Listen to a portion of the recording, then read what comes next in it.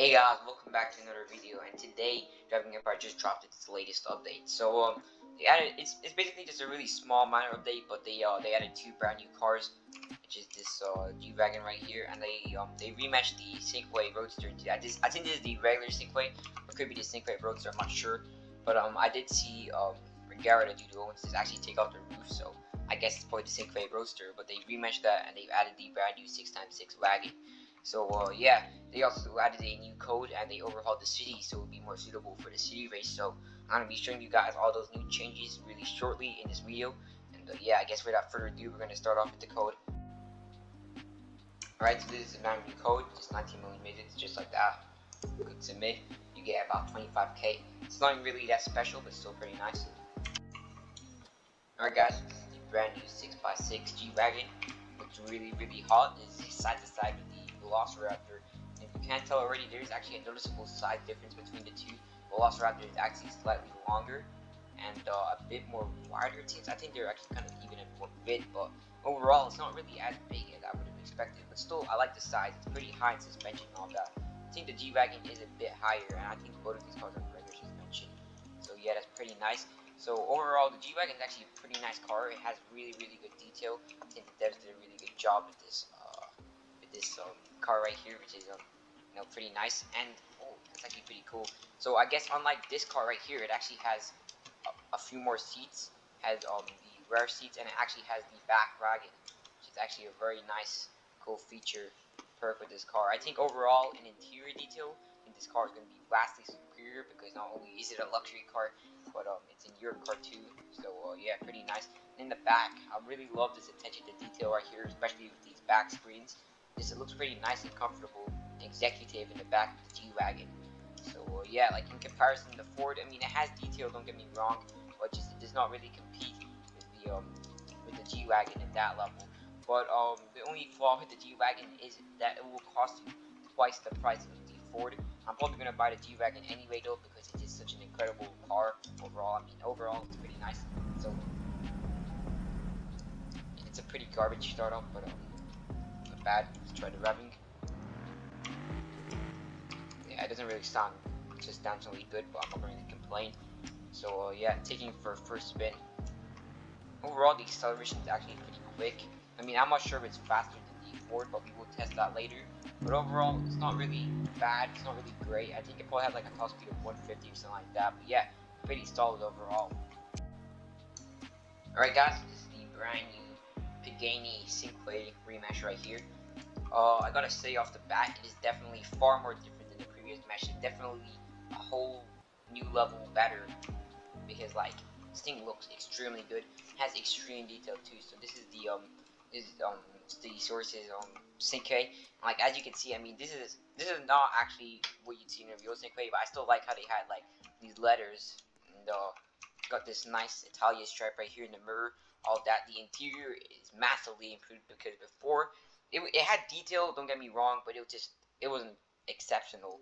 And now like they have all these brand new gauges, these air conditioning vents, and this nice stitching. It looks beautiful and comfortable here. Before it didn't really have that, so I really like what they did with this. Overall, I also added this engine detail right here, so the car looks far more cooler than it did before. So yeah, it's time to start this up. So I'm just gonna take this white and red one because it's got the original Cinque colors. Like I said, I like that startup a lot. It has this nice unique feel to it. Just the red.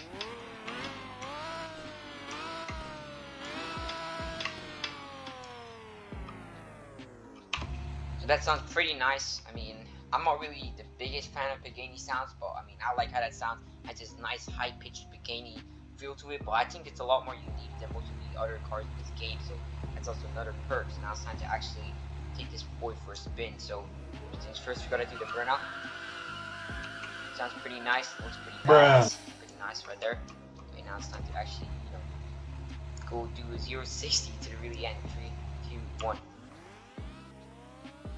It's pretty quick, pretty satisfying.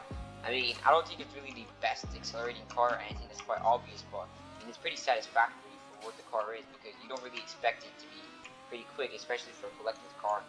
But I gotta say, I really like what they did with this new remesh. I mean, really like how simple it is. It's a lot more improved because before we had it locked in convertible mode. I like now how you can have a nice roofed up version, which looks a lot more better in my opinion. So really glad they did that. I like the detail too, like this new engine detail and sound and all of that. That just really makes this car a lot more unique and refined. So yeah, that's pretty good on their part. Alright guys, so now it's time to test the G-Wagon performance. So I also wanted to mention earlier I was wrong. The G-Wagon isn't necessarily higher just because I had lowered suspension like an idiot. That's still fine. Anyways, I'm just gonna say, I don't know if this is just me, but it looks like they might have just upgraded or updated the drag race. I mean, I haven't really been using this race, so you know, that could be the reason, but like overall they might have just changed the position and everything. Pretty cool. But anyways, I don't know if he's trying it out, but it looks like the G-Wagon just completely destroyed the 6x6 right there. So yeah, pretty cool. Alright guys, now it's time to test the performance of the G-Wagon 6x6. So we're taking it against the Velociraptor, and both cars are all-wheel drive. Also, one more thing I wanted to mention. So earlier I was wrong about the height difference because actually I just had the suspension with the Velociraptor lower, so they're actually pretty even in height. Yeah, pretty cool anyways. So overall, the G-Wagon is actually like a mile faster than the 6x6. I'm sure it's just his Wi-Fi being garbage, but like I legit completely destroyed him. Not a glitch happened, which is kind of sad. But yeah, that's pretty cool. Alright guys, so looking over the city, to be honest, I couldn't really figure out what they did to improve the city. But I think over here, I don't know if they did this in the previous update or this update, but they changed the drag strip location and they kind of smoothed out this side of the city. So they might have done some changes here. I'm not really sure though, so you guys can comment down below what they did, but yeah. Okay guys, so I decided to wrap up the video. I wanted to experiment how good the Cinque is in the circuit. See if it got updated because before it was garbage. So yeah, I guess it's time to try this out. I also wanted to mention, for some reason, just like the Ferrari F12 TDF had this like thing with its wheels where it looks really shiny. I think they should fix that. It's really ugly. But yeah. Anyway, that's because it's time to go. 3, 2, 1. So off the line, the acceleration is pretty nice as you would expect.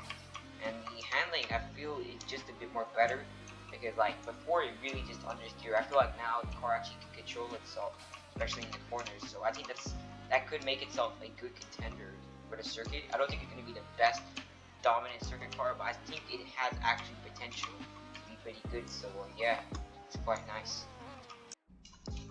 So guys, I know I mentioned this earlier, but I actually had to say this G-Wagon is actually kind of broken. Like I've been trying to get into this. I just bought this car right now. For whatever reason, it's not driving. Like it's kind of broken. So those who are planning to buy it, I recommend you hold your fire and wait for this car to get fixed because it actually does not work. Like this is extremely buggy and kind of infuriating. So I just feel like $1.5 million. So yeah, that is definitely something you need to caution about. Alright guys, so for those wondering, the Cinque can get to 67 miles per hour maxed out in top speed, so it's not very good, but it's not very bad at the same time.